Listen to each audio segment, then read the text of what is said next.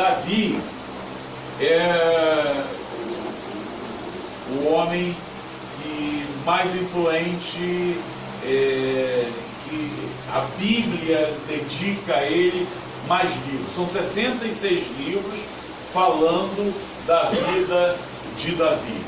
Só no Novo Testamento, 59 vezes o nome de Davi é proferido no Novo Testamento. Davi não é só importante para nós cristãos. Davi é importante para os judeus. Davi é importante para os não crentes, até não judeus. Na bandeira de Israel está lá a estrela de Davi. Davi é um herói nacional. Davi é um homem respeitado pelo seu povo, é respeitado pelos seus inimigos. Davi é um homem que foi influente, influenciou o seu tempo, influenciou a sua geração e vem influenciando o mundo há pelo menos 4.000 anos. Esse é o Davi, um homem segundo o coração de Deus. Embora Davi tenha Davi tem os seus altos e baixos. Davi sofre perseguições. Davi tem coisas muito parecidas com a nossa. E eu acho que aqui em 1 Samuel 30 vai nos dar uma ideia um pouquinho do que isso é para as nossas vidas nos dias de hoje. Às vezes a gente reclama tanto, murmura tanto, mas vamos aprender com o nome de Deus. Amém? Amém. Diz assim a palavra do Senhor: sucedeu, pois, que chegando Davi e seus homens ao terceiro dia a Ziclag, já os amalequitas tinham dado com ímpeto contra o sul e contra Ziclag, e a esta havia ferido e ateado fogo. Tinham levado cativas as mulheres que estavam nela, porém a ninguém mataram, nem pequenos nem grandes, tão somente os levaram consigo e foram pelo seu caminho. Quando Davi e seus homens chegaram à cidade e viu que ela estava queimada e que suas mulheres, seus filhos e suas filhas haviam sido levados cativos, alçaram a sua voz e choraram, e choraram, e choraram, e choraram, até que neles não houvesse mais forças para chorar. Também as duas mulheres de Davi foram levadas cativas, a Ainoã, a Jezreelita, e a Abigail, a viúva de Nabal, o Carmelita. Davi muito se angustiou, muito, mas muito se angustiou, porque o povo falava em apedrejá-lo, porque o ânimo de todo o povo estava em amargura. O povo estava em amargura, o ânimo do povo estava em amargura, cada um por causa dos seus filhos e das suas filhas. Todavia, Davi se esforçou no Senhor. Algumas traduções diz: Davi se reanimou no Senhor, seu Deus. Disse Davi a Abiatar, o sacerdote, filho de Aimeleque: traze-me, peço daqui, o éfode, algumas traduções, as roupas sacerdotais. E Abiatar trouxe o éfode a Davi. Então Davi consultou ao Senhor, dizendo: devo perseguir essa tropa? Serei capaz de alcançá-la? O Senhor lhe respondeu: persegue-a, porque de certo a alcançarás e tudo libertarás.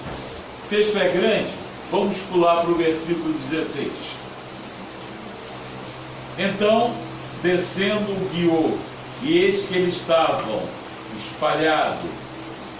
Quem estava espalhado? Os inimigos que tinham saqueado e queimado Ziclag, sobre a face de toda a terra, comendo, bebendo e dançando, por causa de todo aquele grande despojo que tomaram da terra dos filisteus e da terra de Judá.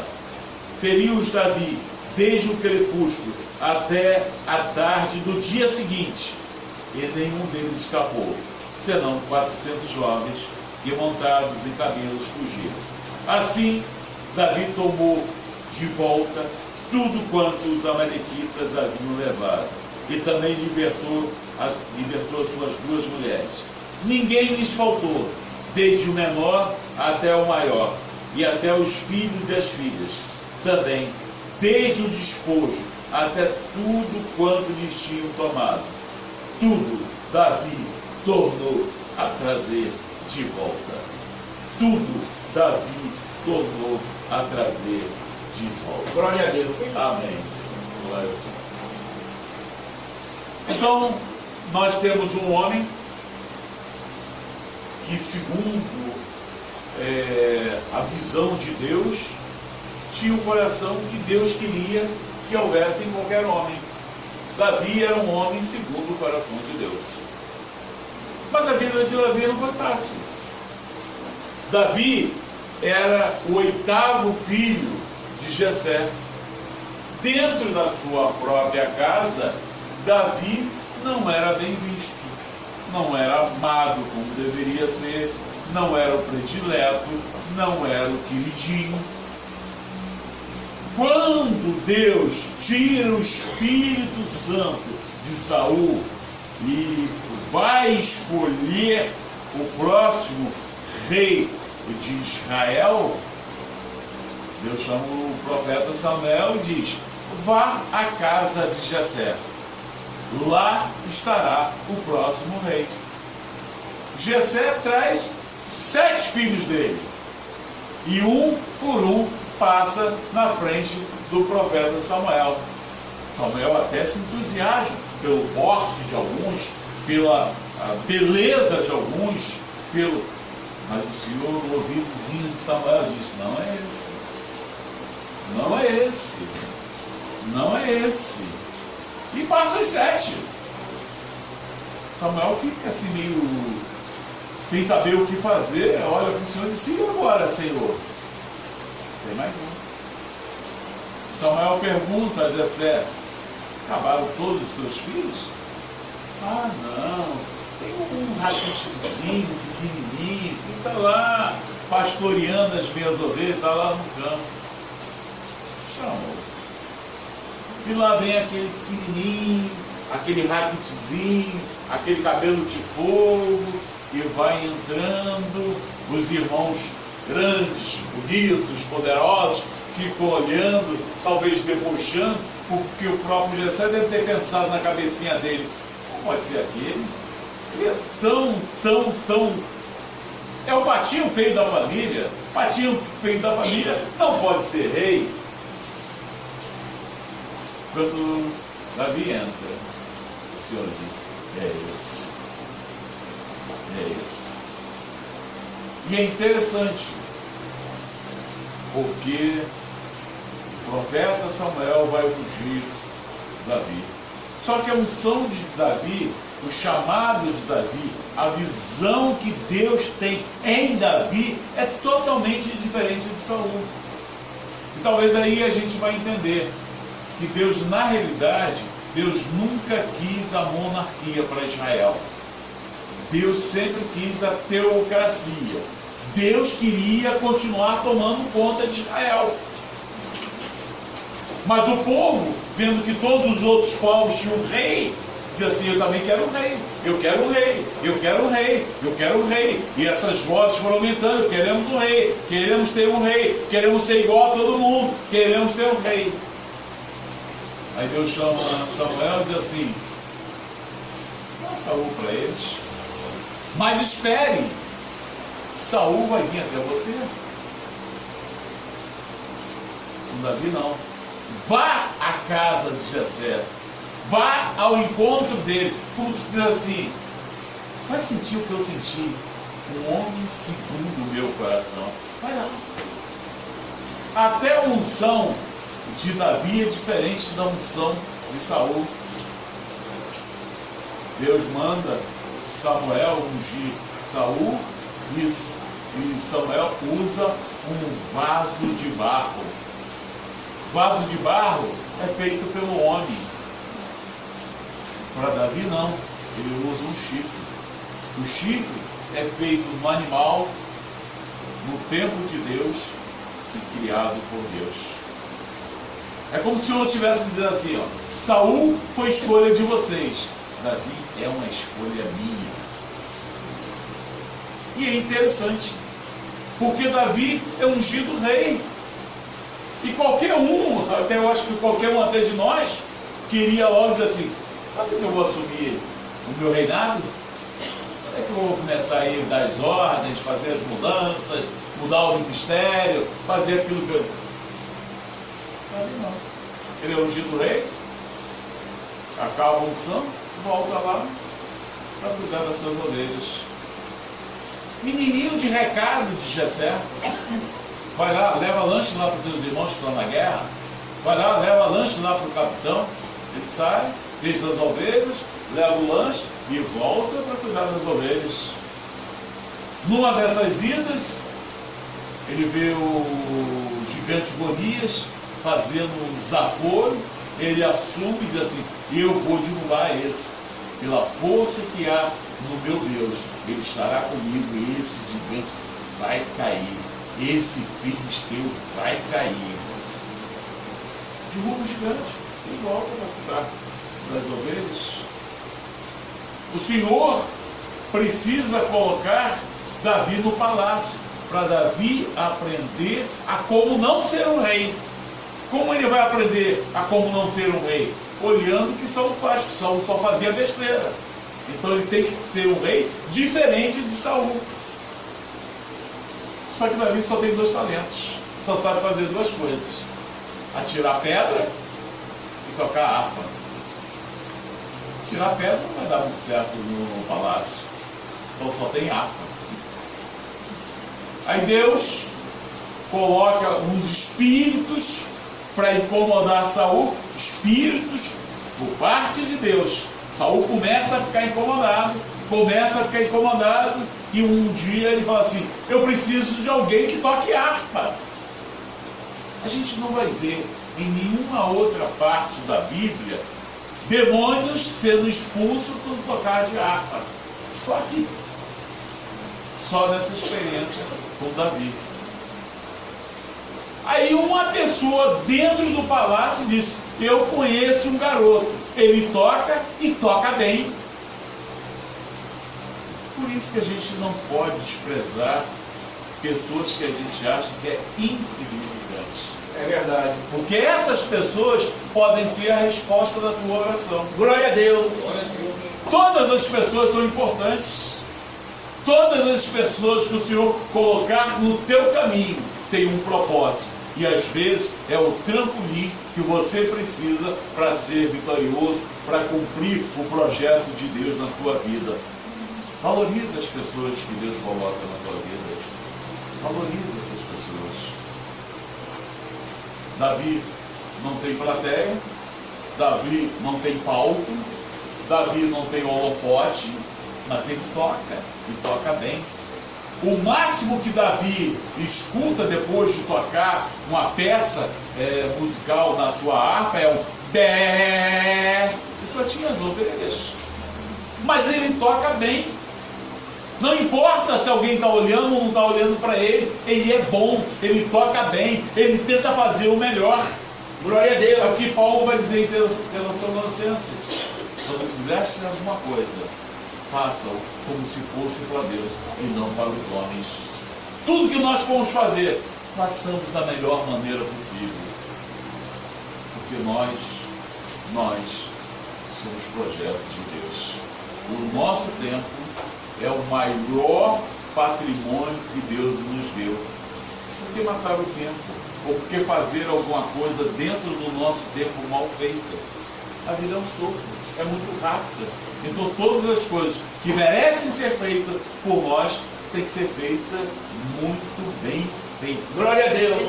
Seja um tijolo que você vai assentar, seja um arroz que a dona de casa vai fazer para o seu esposo ou para a sua filha, tem que ser o melhor. Qualquer chefe vai ficar com inveja daquele arroz, porque ele foi feito com amor, foi feito com gosto, foi feito com determinação para alegrar a alma de quem a gente ama. Tudo que nós fizermos ou façamos da melhor maneira possível. E aí, Um momento, Saul vai para a guerra e ele se sente mal. Provavelmente aqueles espíritos o incomodaram. E quando ele volta, ele diz para o seu general: eu preciso que esse garoto esteja do meu lado. Mas ele não sabe fazer nada. Bota ele para limpar a espada, bota ele para limpar meu escudo, ele vai ser meu pajem. Mas eu preciso que esse garoto esteja perto de mim. Saul, a Bíblia diz que Saul se apaixona por Davi. Porque Davi tem um Espírito Santo. Algo que já estava em Saul, teve o dia de Saul, agora não está mais. Ele se apaixona pelo garoto. E aí, que eu acho extremamente interessante, que Davi entra no palácio, entra no exército, fica do lado do rei Saul como pajem, um garoto para limpar a espada, limpar o escudo. Pouco tempo depois, é um dos maiores guerreiros de Israel. Ele sabe aproveitar a oportunidade. Glória a Deus. Eu tinha um professor que dizia que pessoas fracas perdem oportunidades. Pessoas fortes aproveitam oportunidades. Agora, pessoas excepcionais, como nós, criamos oportunidades. Não esperamos cair do céu, nós criamos oportunidades. Então, aquele garoto que só limpava a espada, imagino eu, a presunção minha, ele deve ter ficado com aquelas biloquinhas dele olhando assim, vendo os soldados, é assim que se luta, é assim que se luta, é assim. De um garotinho que era pajem, se torna um dos maiores guerreiros de Israel. Numa das suas batalhas contra o seu arco e inimigo, os filisteus, eles vencem, e a Bíblia diz que os dois vêm na cavalgadura, os dois vêm a cavalo, Saul e Davi, os outros todos a pé, mas Davi já tinha o seu cavalo. E aí eles chegam na cidade, as mulheres fazem um hino para eles, né? Saul mata milhares, Davi mata dezenas de milhares. Saul é o rei, mas Davi é o cara. O refrão do hino era Davi, Davi, Davi.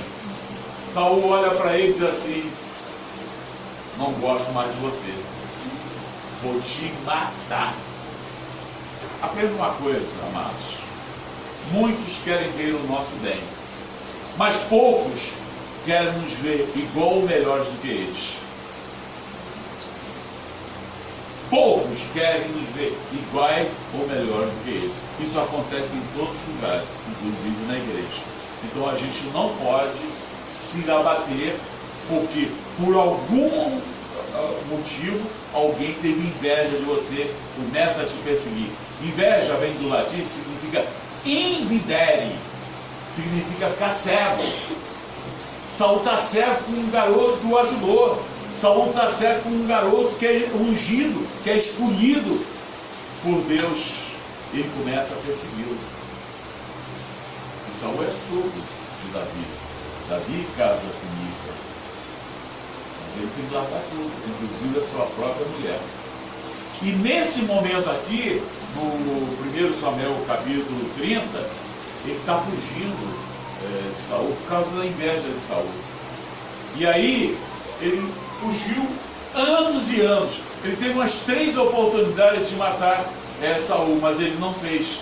Porque ele dizia: quem sou eu para tocar no ungido do Senhor? Ele respeitava a hierarquia, ele respeitava as escolhas de Deus. Se tem que dar a solução, vai ser Deus, não eu. É verdade.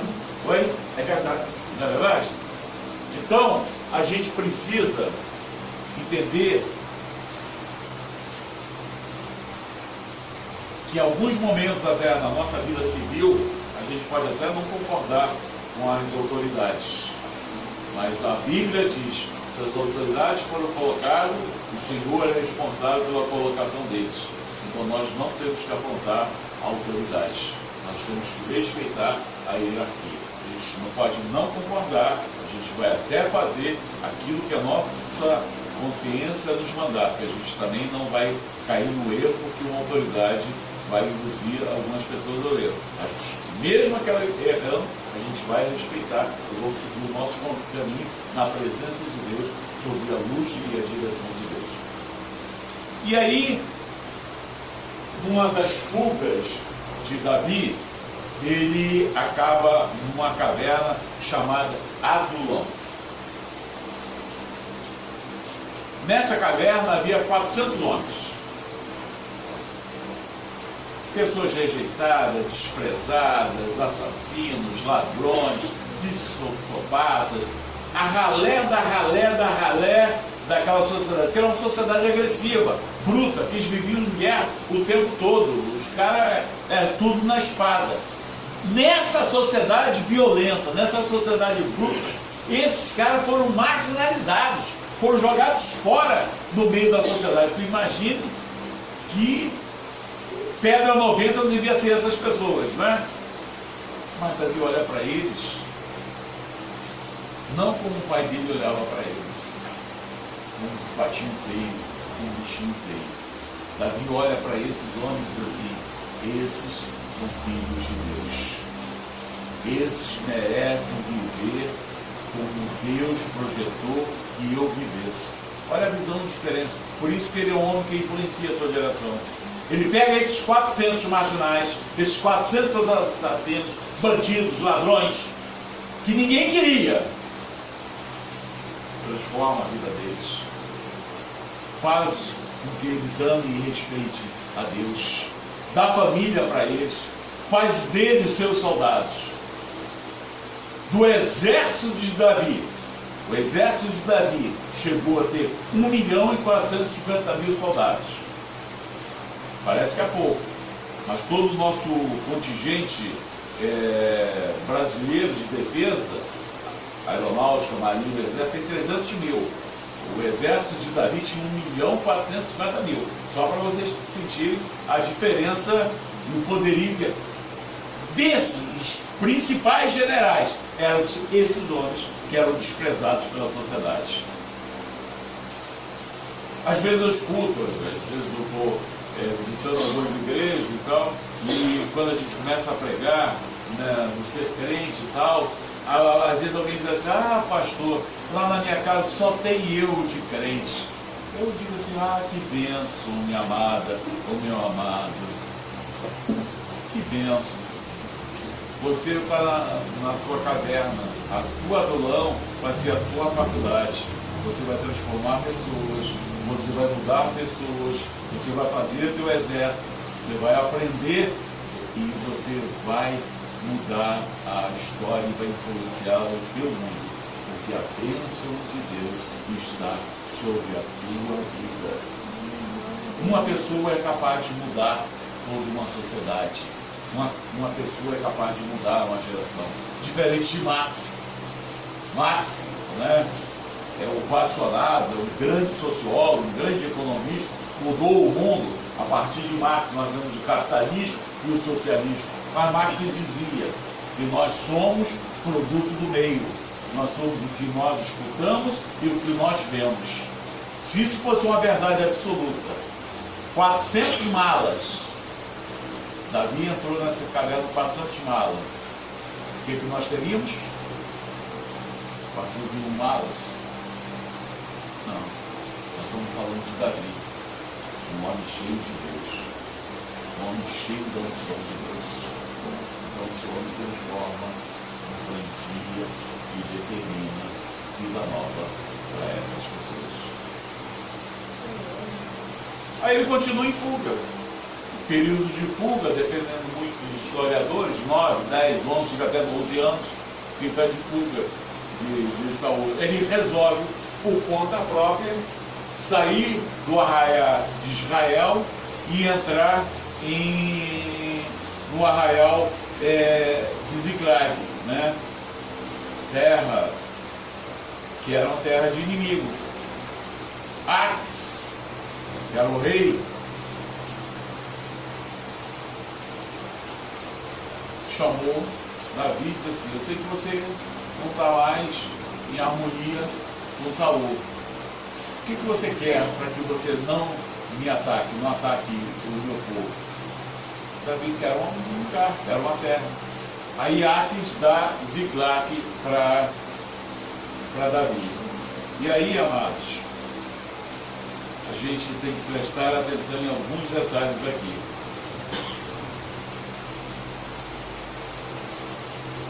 Alguns detalhes chamam a nossa atenção. Por ele estar numa terra inimiga, uma terra estranha, ele é obrigado a acompanhar o rei Aques. Quando todas as outras tribos inimigos de Israel se preparam para lutarem contra Israel. Ele está com os filisteus. Ele está numa terra que não era dele. Então, por fidelidade, ele teria que acompanhar. Só que olha como Deus usa.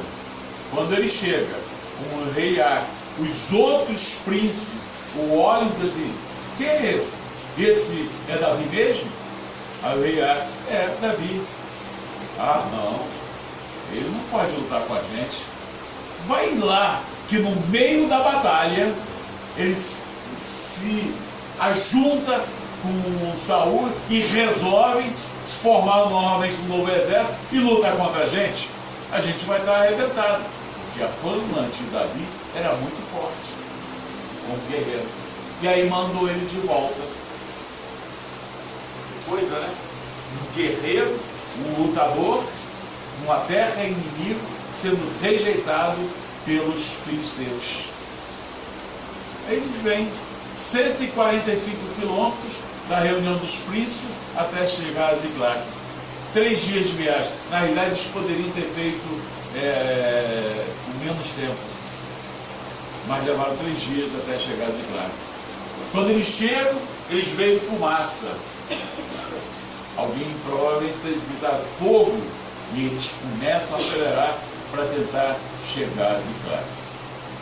2 coisas aconteceram aqui que nós não devemos deixar acontecer nas nossas vidas. Primeiro, quantos homens era o exército de Davi? 400. Mas aqui em Ziclague era 600. Aqui vai dizer que ele sai com seus 600 homens. Por quê? Porque da caverna de Adulão até Ziclague, ele converte mais 200. Esse era o espírito de Davi. Era não deixar ninguém se perder. Era aglutinar ao seu exército. Por isso que o exército dele chegou a 1.450.000. Ele não deixava que ninguém se perdesse. Nós, como cristãos, deveríamos fazer isso, não deixar que ninguém se perdesse, né? Deveríamos ter realmente uma igreja das ovelhas, o que não acontece. Mas aqui, ele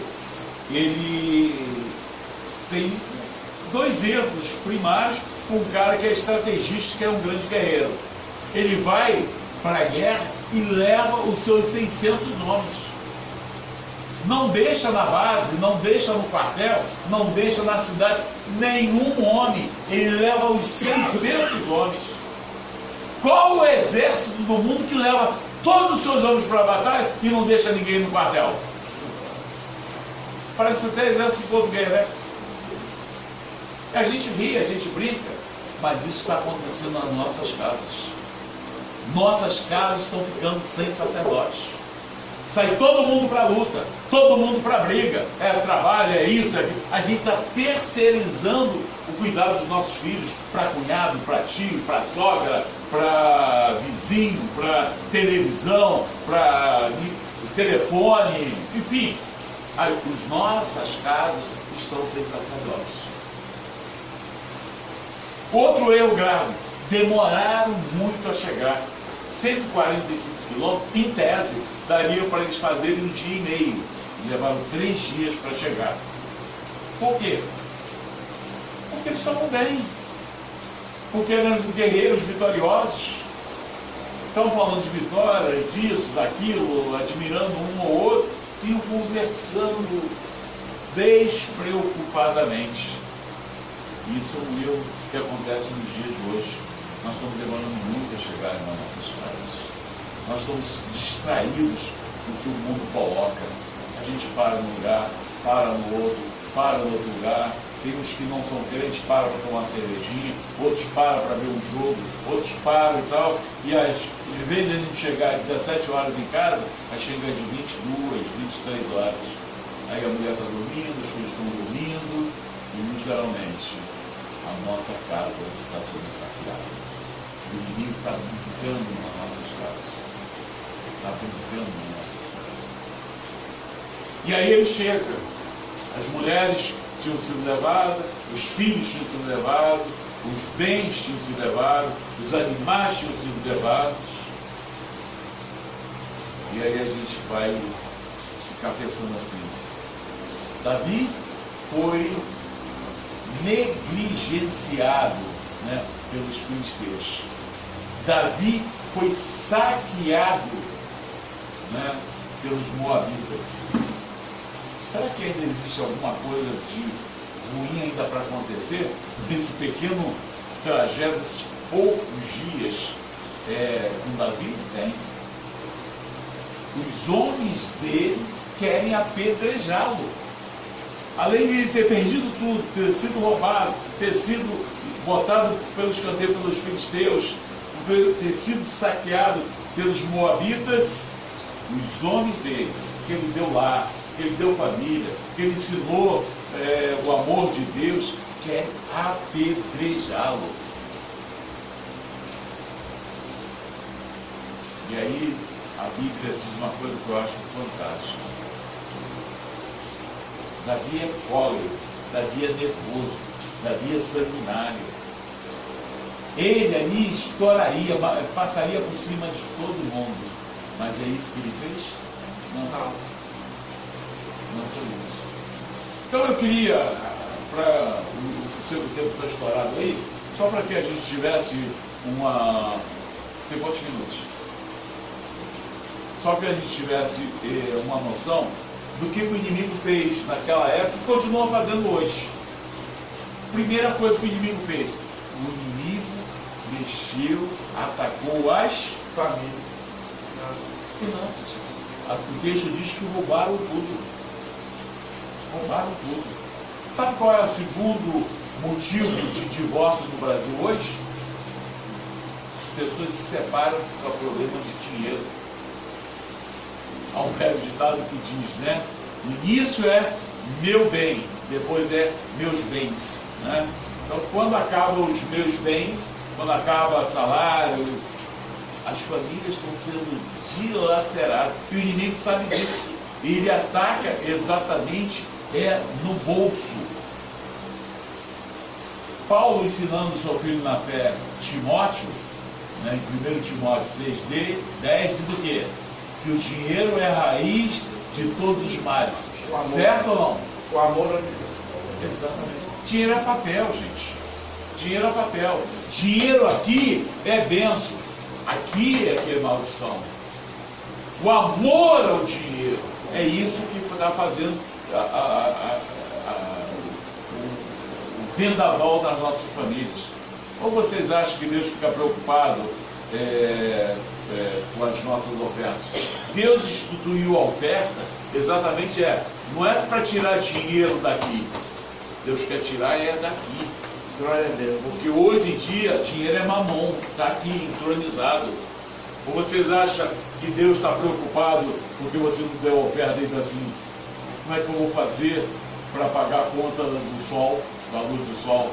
Ou vocês acham que Deus está estressado assim: como é que eu vou pagar o 13º dos anjos? Deus não está estressado não, gente. Deus é o dono do ouro e da prata. Em Gênesis 22, Deus pede para Abraão Isaac. Abraão leva Isaac. Quando Abraão vai descer o cutelo, Deus para. Mas não é para matar Isaac? Mas agora, não. Eu queria saber se eu era exclusivo no teu coração. Quando Deus pede Isaac, Deus não quer Isaac, Deus quer Abraão. Deus quer saber a fidelidade de Abraão com Deus. É verdade. A segunda coisa, para a gente correr, não dá mais tempo, separou os cônjuges. O inimigo hoje ainda continua trabalhando para separar os cônjuges. Hoje, mulheres e homens cativos na pornografia, cativos no adultério, cativos em tantas e tantas coisas hoje. O diabo, o inimigo, continua trabalhando para separar os cônjuges.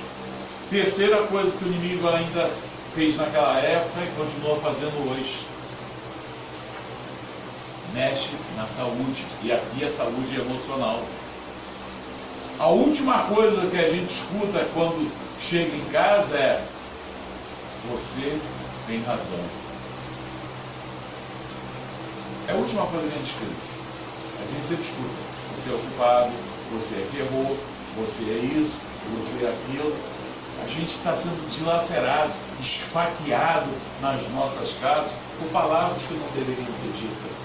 O salmista vai dizer que as nossas palavras deveriam ser favos de mel, Glória a Deus. doçura para o nosso coração e força para os nossos ossos.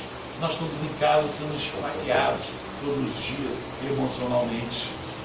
Nós ferimos as pessoas que mais amamos com palavras. E amados, ninguém morre por indigestão quando a gente engole uma palavra que não deveria ser dita. Só abra a boca quando o que você for falar for melhor do que o silêncio. Glória a Deus. Abençoe com palavras a tua família, o teu cônjuge, os teus filhos. Faça da tua casa hospital. Faça da tua casa escola, e não açougue, e não prisão. A quarta coisa que o inimigo tocou e mexeu foi com as crianças, com os filhos. Os filhos dão trabalho? Sim ou não? Não. Agora, tem preço? Não. Quanto custa uma criança aqui, um grupozinho aqui de 10 quilos, 15 quilos? Não tem preço, gente. Ter um filho é você colocar teu coração em outro corpo e ver ele andando por aí. Aonde estiver teu filho, aí está teu coração. Mexe com o filho da gente. Mexe com o filho da gente. Está mexendo com o nosso coração. Está mexendo com a nossa história.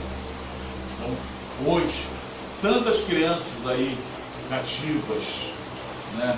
Na pornografia também, nas drogas, nos relacionamentos inconvenientes, nos namoros aí que não tem nada da gente, nada das nossas concepções, perdidos, literalmente perdidos, desanimados, frustrados. O texto diz aqui que essa doença é forte, né? Que as pessoas ficaram sem ânimo. Ânimo é a alma. Eles literalmente ficaram sem ânimo, ficaram frustrados, amargurados. Nós vivemos numa sociedade amargurada, angustiada, ansiosa. Nunca se vendeu tanto psicotrópico como se vende hoje. As pessoas têm que tomar remédio para dormir. E a última coisa que o inimigo fez, quebrou a comunhão. Os amigos dele queriam apedrejar. Que culpa que Davi tinha? Agora, o que Davi fez? Aí a gente tem que aprender com Davi. O que ele fez? Ele não se conformou. Senhor, devo deixar que minha família seja levada? Não. Vá atrás. Por mais que você tenha feito, Davi, por mais que você tenha errado, Davi, a tua família é um projeto meu. Glória Vá a Deus. atrás, que eu vou contigo. E tu vai trazer tudo de volta. Glória a Deus. Davi não se conformou. A gente não pode se conformar com aquilo que não é planejamento de Deus. Não é normal teu marido ou tua mulher estar em adultério. Não é normal você estar doente toda hora, todo instante. Não é normal você passar necessidade. Não é normal. Não aceite aquilo que não é normal. Aquilo que Deus não projetou para a vida de você. Reaja.